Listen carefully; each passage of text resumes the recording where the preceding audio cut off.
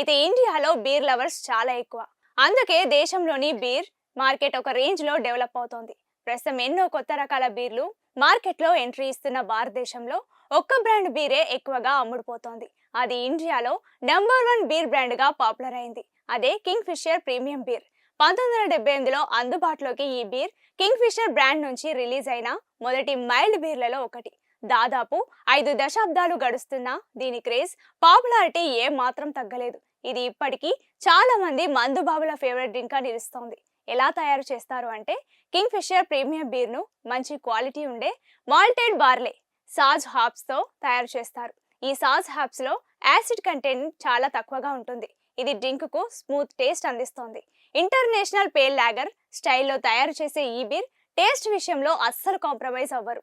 Unique taste ఎప్పుడు ఒకేలా ఉందా లేదా అని టెస్ట్ చేయడానికి ఈ బీర్ కు 200 క్వాలిటీ చెక్స్ చేస్తారు.